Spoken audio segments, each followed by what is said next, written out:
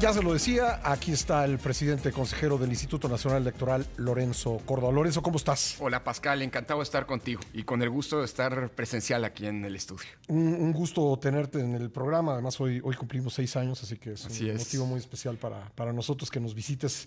Oye, pues son tus semanas finales al frente del instituto, también como consejero electoral. Va a ser raro para ti, supongo, después de 9 años Casi 9 años en la presidencia, y más 2 en el, más la- en el, 11 en el años. IFE, en el Consejo General del IFE, 11 años. 11 años. Va a ser extraño en tu biografía volver completamente a la academia. Pues mira, Pascal, nunca dejé la academia, Ajá. siempre di clases, por supuesto de manera honorífica, porque así lo disponen las normas, pero nunca dejé de dar clases en la Facultad de Derecho, aquí a la vuelta, en la Facultad de Derecho de la UNAM. Sí. Así que ni he dejado de hacer trabajo académico, publicar y demás, así que vuelvo a lo que pues es el objetivo central de mi vida, creo con Yo te el entrevistaba enorme... como experto Así en es, el en tema. efecto, y Sí. espero que lo sigas Lo haciendo. seguiremos, claro. Además con un privilegio que pocos académicos tienen. Es decir, que ya no solamente podré hablar de los temas electorales o de los temas de democracia desde una perspectiva, digámoslo así, teórica, conceptual, sino también conociendo muy bien qué son los partidos, qué son los políticos, cómo se mueven, qué es el arbitraje, cómo se hacen las elecciones y demás. Entonces yo creo que la verdad estoy muy, muy contento, muy satisfecho. Son 3 meses, poco menos de 3 meses, 84 días los que faltan para el relevo en la presidencia, en mi caso, del INE. Saldremos, como sabes, 4 colegas, 4 consejeros Ujú. y la presidencia, o sea, 3 consejeros y yo. Y van a ser meses intensos. Creo que no va a haber mucho tiempo para ir haciendo cajas, sino más bien van a ser meses en los que creo que hay 3 grandes ejes que hay que trabajar. Primero, la defensa de la democracia frente a una reforma que es claramente regresiva. Segundo, la entrega ordenada, transparente, precisa de una administración que lleva 9 años Ujú. y que eso es indispensable no solamente para una transferencia de estafeta ordenada, sino además pues, para cumplir con lo que hasta ahora ha sido, por cierto, cerrar como ha ocurrido en estos años, con una institución que es la más auditada, la más transparente del Estado mexicano.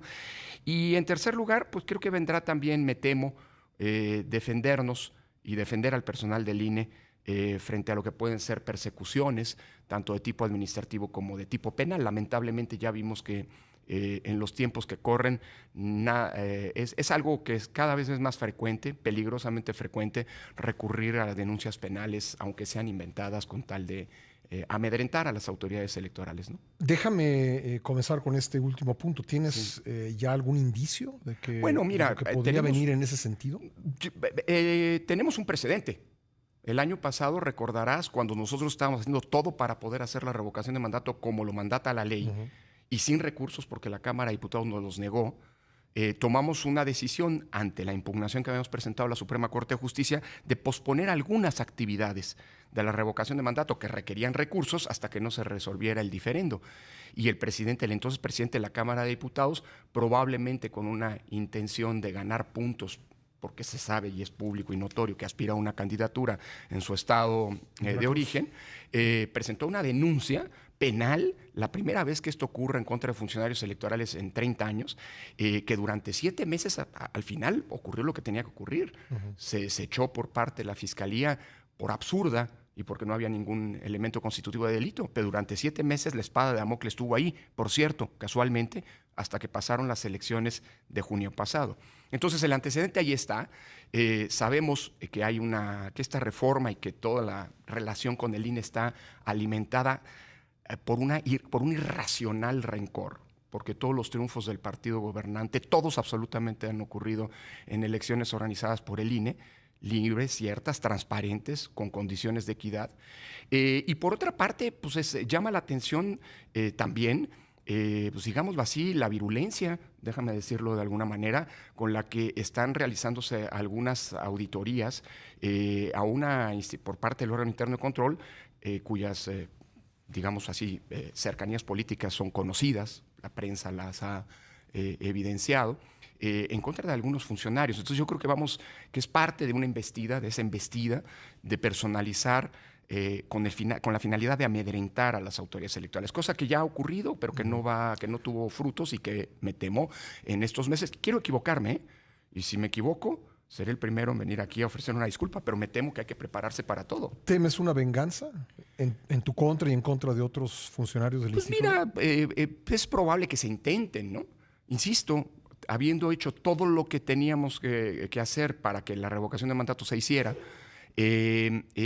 pudiendo ser impugnados todas las decisiones del INE ante el Tribunal Electoral, hubo quien optó por ir por la vía penal y mantener abierto un expediente penal que no tenía ningún sentido durante meses. Entonces, pues mira, digamos que está clarísimo que sin razón, porque vuelvo a insistir, todos los triunfos electorales que han tenido cualquier partido en los últimos años, pero particularmente el más favorecido por condiciones equilibradas, transparentes en los comicios, que es el partido gobernante, pues tienen una especie de rencor que me parece que es absolutamente irracional. La reforma es una prueba de ello. Es una reforma que no mejora en nada el sistema electoral, sino que por el contrario trae aparejado, más allá de sus abiertas violaciones constitucionales, y por eso vamos a ir, lo hemos señalado, los 11 consejeros, ¿no? Vamos a ir a explotar todos los recursos jurídicos, pues es una reforma que por primera vez pone en riesgo la organización de las elecciones por por la virulencia, por el odio que parece estar encarnado. Hoy se sabe, porque hay crónicas ya de prensa, que la palabra de orden que el secretario de Gobernación comunicó a los senadores de su partido fue que había que destazar al INE. Y bueno, destazar al INE. Usó esa palabra. Hay esas crónicas, lo han dicho algunos, espero que no sea cierto, pero si es así, bueno, pues la reforma, en buena medida, lo que se ha aprobado hasta ahora y que está en vías de publicación probablemente de manera inminente en febrero, pues probablemente, bueno, no probablemente, cumple bien ese propósito, porque impide al INE le corta al INE toda la capacidad operativa, se ensaña con el servicio profesional electoral. Y en 2024, de aprobarse esta reforma, de no revocarse por las instancias judiciales correspondientes, pues por primera vez en 32 años estaría en riesgo la posibilidad misma de que hubiera elecciones organizadas conforme a lo que establece la ley. Parece que la elección de la revocación de mandato es la que quieren reiterar. Recuerda que en la revocación de mandato, por la falta de recursos, no podemos instalar todas las casillas. Ahora, por la incapacidad operativa a la que someten al INE, las elecciones están en riesgo de prevalecer esta ley. Estamos conversando con el consejero presidente del INE, Lorenzo Córdoba. Lorenzo, bueno, me dices, el INE se prepara para impugnar esta reforma por visos de inconstitucionalidad en muchos aspectos. ¿En cuáles y cuántos o cuáles te parecen los más relevantes? Mira, hay varios planos de inconstitucionalidad que son claros y francos. Así que, bueno, de hecho ya 2 de las 6 leyes que se reformaron ya fueron publicadas. La Ley de Comunicación Social y la Ley de Responsabilidades de los Servidores Públicos, que cambian el concepto de propaganda gubernamental y autorizan a los funcionarios públicos a pronunciarse sobre las cuestiones electorales. Justamente lo que hoy está prohibido desde hace 15 años por la Constitución y que también será objeto de una impugnación. Pero mira, hay violaciones a la autonomía del INE. Por ejemplo, el secretario ejecutivo del INE, lo dice la Constitución, es nombrado por 8 votos del Consejo General a propuesta del presidente. La Cámara de Diputados no puede remover con una ley al secretario ejecutivo. Si lo quiere remover la Cámara, el Congreso tiene que hacerle juicio político. No hay otra vía. Y en cambio, a través de esta ley lo remueven, con lo cual se vulnera un ámbito de autonomía del INE. Al órgano interno de control le dan facultades sustantivas cuando la Constitución, es decir, de decisión, lo hacen copartícipe del proceso de decisión, de toma de decisiones, cuando la Constitución dice que solamente es un órgano fiscalizador. Pero también hay violaciones a la capacidad operativa del INE, a la estructura del INE. La Constitución dice que el personal electoral es un personal especializado con un régimen laboral especial. Y la ley, de buenas a primeras, saca de ese régimen especial a buena parte de los funcionarios del INE y los mete en el régimen del apartado B del 123 constitucional. Es decir, como si fueran burócratas cualquiera, sometidos a la jurisdicción de los otros poderes laborales, con lo cual se vulnera la autonomía. Y, es decir, yo te diría que estamos frente a una ley que supone una constelación de violaciones constitucionales. Insisto, en el ámbito de la autonomía, en el ámbito laboral, en el ámbito del ejercicio de los derechos políticos. Por cierto, se modificaron normas que tienen que ver con acciones afirmativas para el acceso de minorías o de grupos discriminados al Congreso y no se hizo consulta previa. Es decir, tanto en el procesamiento como en el contenido, esta es una reforma que es, insisto, una constelación de inconstitucionalidades, con un dato que además políticamente es muy grave, Pascal. Siempre las reformas electorales habían sido pactadas porque buscaban resolver un problema. Hoy, bajo el argumento y siempre del fueron, costo, perdón que te interrumpa, en beneficio de las oposiciones y las minorías. claro, porque las oposiciones que perdían una elección identificaban dónde estaban los problemas que había que resolver y se negociaban con el partido en el gobierno. Se encontraban soluciones. Ahora no. Ahora el único que quería una reforma electoral era el partido en el gobierno. Y es una reforma que ni siquiera se consensuó. Todas las reformas electorales de los últimos 30 años son producto de grandes pactos políticos. Acá se buscó una reforma constitucional, no pasó, y 3 horas después ya la mayoría, sin leerla, estaba aprobando una reforma que es una imposición unilateral. Claro, con los números. Cumplieron la mayoría. Sí. Pero por primera sin vez... el espíritu, digamos, plural que han tenido todas las reformas. Así es, porque y además, Pascal, esta reforma va a ser la primera que van a ser impugnada. Quien nos va a decir cuáles son las reglas del juego democrático en el 24 no va a ser el Congreso, no va a ser el consenso político, van a ser los tribunales. Y eso está mal, porque se rompe con las reformas siempre buscaron resolver problemas. Ahora las reformas generan problemas. La fuente de las disputas en el 24, eso te lo puedo decir desde ahora, va a ser justamente una reforma mal hecha, inconstitucional y mal procesada. ¿Y tienes fe en el Poder Judicial? Sí, mira, pues el Poder Judicial ya ha tomado decisiones muy importantes. Me refiero no solamente al Tribunal Electoral, cosa que ha provocado el enojo también del partido gobernante.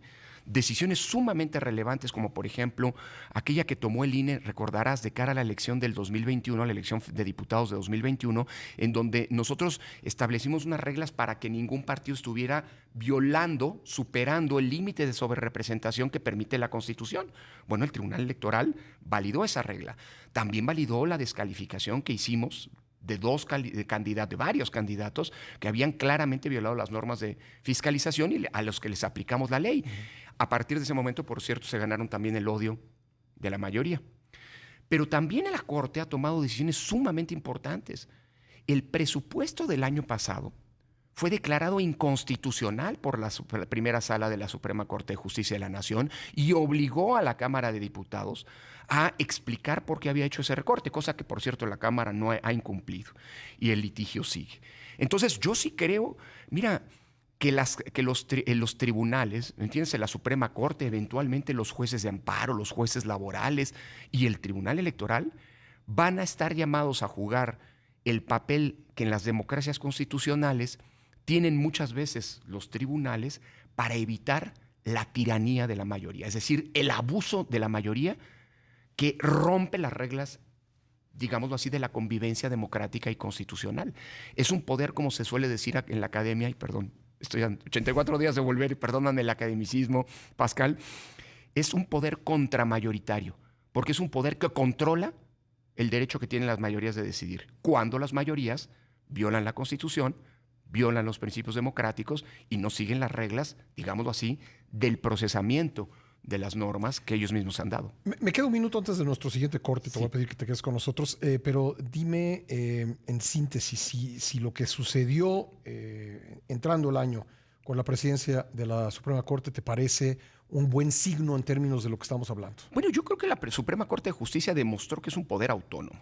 Y en un contexto de avasallamiento de otros poderes, en donde hay quienes no le mueven una coma a lo que dice el Ejecutivo, pues creo que es una buena noticia, pensando que ahora ese poder que va a ser el responsable de resolver un diferendo político grave derivado de esta reforma electoral, y yo me atrevería a decir, salvar la democracia. Con todo lo lamentable que es, como decías, que esto tenga que ser revisado por el Poder Judicial a pues muy poco tiempo del inicio del proceso. Porque fracasó la política democrática. Se impuso una mentalidad avasalladora, el mayoriteo. Y ahí estamos. Lorenzo Córdoba, ¿cómo sería el proceso electoral en caso de que subsista esta reforma? ¿Cómo ocurriría? Mira, lo primero que tendríamos, Pascal, es que las reglas de la competencia cambiarían radicalmente de lo que ha venido ocurriendo en los últimos 15 años. Los funcionarios públicos tendríamos a funcionarios hablar. públicos hablando, interviniendo, descalificando a contrincantes, aunque ellos no sean candidatos. Ajá. Primera cosa, que sería distinta. Obviamente esto va a elevar la litigiosidad y las controversias, porque acuérdate que en 2006 uno de los principales problemas que tuvimos fue la intervención pues, excedida del presidente Vicente Fox. Bueno, hoy tendríamos a gobernadores, a titulares de ejecutivos, a senadores, que aunque no compitan estarían, digamos, interviniendo disruptivamente en el proceso electoral. Segunda cosa, el INE tendría que operar sin sus brazos operativos. Permíteme hacer una pausa aquí porque es importante explicarlo, Pascal. El INE tiene una presencia territorial permanente. Tiene 300 oficinas, una en cada uno de los distritos. Y esas se llaman juntas distritales ejecutivas. Cada una de esas juntas está integrada por 5 vocales. Uh-huh. El vocal ejecutivo, que es el que coordina los trabajos, es el presidente del consejo distrital. El vocal secretario, que es, digámoslo así, como si fuera el administrador y el jurídico de esa junta, porque es el que lleva las actas del consejo, es el que vigila el cumplimiento de los acuerdos, es el que lleva la oficialía electoral, es decir, el que da fe de lo que está ocurriendo en el distrito, y además es el que instruye los procedimientos de cuando hay una queja o cuando hay un acto de violencia política contra alguna mujer.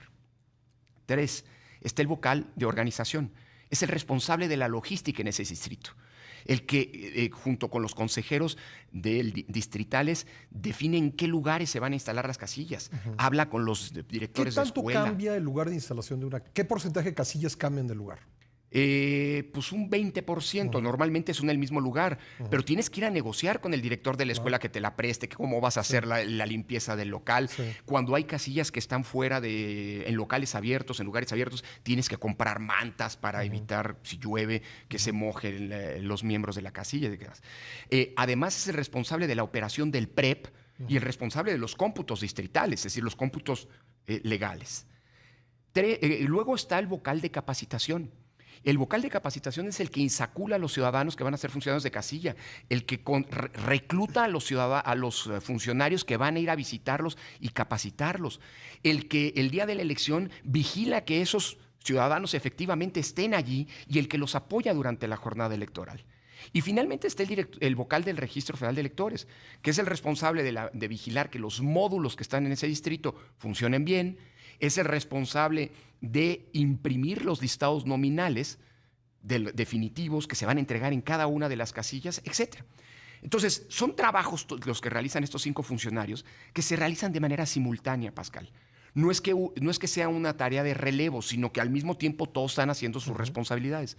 Bueno, la reforma es tan brutal que desaparece esos 5 cargos y los reduce a un solo vocal operativo. Un solo vocal va a tener que hacer todo eso que describes. Y dice la ley con una sola persona que lo apoye.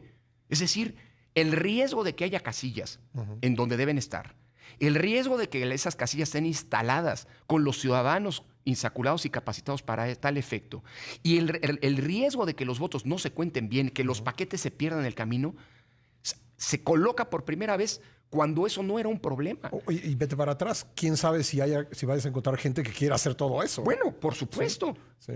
Con un problema adicional. Si no están las casillas instaladas donde se deben instalar, si no están instaladas con quienes deben instalarse, si no se cuentan bien los votos en las casillas, todas esas son causales de nulidad. Entonces podríamos estar en el 24 frente a la nulidad más grande de votaciones en casillas o eventualmente de votaciones distritales o estatales de nuestra historia. Imagínate si se anulan las elecciones de Congreso, si no se puede instalar el Congreso. ¿Qué pasaría cuando el presidente de la República el 30 de enero termine su mandato? Porque si se anulan esas elecciones, pues el Congreso tiene que nombrar al presidente provisional. Es decir, la gravedad de la irresponsabilidad con que se tomaron estas decisiones es enorme, porque podíamos tener problemas de costo, Podría haber problemas de las reglas de competencia, de la equidad, pero la organización, es decir, la hechura de las elecciones, ya no era un problema, Pascal. Así que podemos tener un retroceso de más de 30 años y volver como en 88 a elecciones en las que la regla es la incertidumbre, cuando hoy justamente ocurre lo contrario. Todo mundo sabe cómo se hacen elecciones y todo mundo sabe que la única incertidumbre válida en un proceso electoral es quién va a ganar las elecciones, hasta Y que la ahora con autoridad sale a dar los incertidumbre resultados. en la parte organizativa, pues las posibilidades de que esto vaya a ser controvertido o peleado son muy grandes, son muy altas. Y ante un escenario en el que no hay certeza en los resultados electorales y con la polarización que se ha atizado de buenos y malos en nuestro país, igual que pasó en Brasil, igual que pasó en Estados Unidos, lo que pasó en el Capitolio el 6 de enero de hace 2 años y lo que pasó ayer en Brasilia, deberían llamarnos la atención, porque las elecciones hoy sí son un espacio que nos permite procesar la disputa por el poder de manera pacífica. Pascal, en los 9 años que lleva casi de vida el INE, se han organizado 330 elecciones, entre federales, locales, ordinarias, extraordinarias, etc. En ninguna ha habido un conflicto postelectoral. En ninguna. Y esto no nos había pasado nunca en la historia. Este es el periodo de mayor estabilidad y gobernabilidad democrática de nuestra vida política. Claro que había litigios, pero los litigios siempre se procesaron por los cauces institucionales. Y cuando los tribunales sentenciaban, se acababa la disputa. Hoy, por primera vez, eso que es un patrimonio de la sociedad mexicana, un patrimonio democrático de la sociedad mexicana, por una reforma mal procesada, por una reforma hecha no con datos, no con información, sino con el estómago, con rencores, está en riesgo. Por cierto, Pascal, desde que abrieron este ejercicio de parlamento abierto en agosto pasado, yo le ofrecía a todos los partidos en la Cámara de Diputados que contaran con el INE para recibir la información que necesitaran, para poder tomar las mejores decisiones. ¿Sabes cuánta información, cuántos diagnósticos se nos solicitaron? Ninguno. Esta es una reforma hecha sin ningún rigor técnico. Yo recuerdo tanto como ciudadano como reportero cómo eran las elecciones antes del INE y creo recordar y creo que es objetivo decir que si un factor propició la creación del instituto fue que las elecciones mexicanas estaban derivando a la violencia. Exactamente. Me acuerdo perfectamente de las elecciones de 89 municipales en Michoacán y Guerrero, donde hubo una cantidad enorme de muertos y todo esto logró disminuirse paulatinamente y eliminarse con la reforma de 95-96. Así es, sí. Mira, todas las reformas... No sería terrible regresar a lo anterior. Es que todas las reformas que hemos tenido en los últimos 30 años, desde la de 1990, que es resultado justamente de esa violencia que se había instalado entre nosotros a finales de los 80, justo lo que estás diciendo. Esa reforma que dio origen pues al INE y al TRIFE en su primera versión. Y todas las que le siguieron, la de 93, la de 94, que se hizo en medio del lanzamiento zapatista, en medio del asesinato de la violencia instalada con el asesinato de Colosio en la política, la de 96-97 que mencionas, la de 2007 y la de 2014, son todas reformas que siguieron una misma lógica y que fueron perfeccionando poco a poco nuestro sistema electoral. Son reformas de mejora continua. Esta es la primera reforma que busca reinventar todo. Tira a la basura lo que hemos hecho 30 años y reinventa el sistema electoral desde cero, como si hubiera un problema que resolver. Cuando es una reforma tan mal hecha, con tantas violaciones constitucionales, que por primera vez en 30 años tenemos el riesgo de que las elecciones, las del 24, salgan mal. Y si una elección sale mal, Pascal, lo acabas de decir, se abre la puerta para que en la disputa por el poder se instale la violencia. Y eso es peligrosísimo. Tenemos derecho como ciudadanos a participar en elecciones con certeza. Así es, auténticas. Auténticas, es lo que dice la Constitución. ¿Sí? ¿Eso está en riesgo? Sí. Las elecciones auténticas, si se aprueba y si prevalece esta reforma electoral, creo decirlo por todas las razones que aquí hemos platicado, que están en riesgo. Y eso quiere decir que están en riesgo también, por eso es una reforma regresiva, está en riesgo el ejercicio de los derechos políticos que tanto tiempo nos costó conseguir y garantizar en manos de cada uno de los ciudadanos. Porque no es nada más votar o ser votado. Uno tiene que votar, uno tiene que tener las garantías de votar en elecciones auténticas, que supone elecciones organizadas por órganos autónomos, elecciones organizadas con independencia de los intereses de los partidos políticos, elecciones organizadas con certeza, con legalidad, con transparencia. Y todo eso se pone en riesgo con profesionalismo.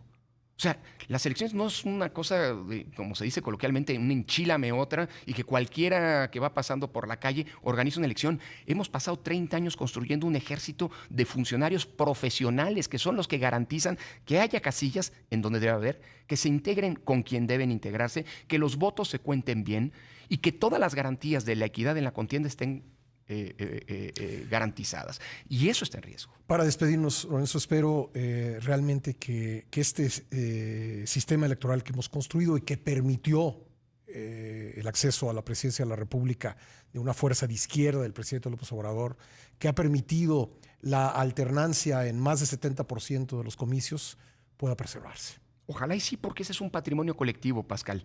Por eso la defensa de la democracia, no de un partido, no de una persona, no de una fuerza política, ni siquiera de una ideología. Es un patrimonio de las y los ciudadanos que durante generaciones apostamos porque las elecciones no fueran un problema. Y hoy nos toca a todas y todos defenderlos. Por eso yo creo que quien se siente agraviado por una reforma que claramente es regresiva y anticonstitucional debería recurrir, incluso individualmente, ante las instancias judiciales para hacer prevalecer nuestra democracia, Pascal. Lorenzo Córdoba, muchas gracias. Al contrario, un privilegio estar contigo. Gracias.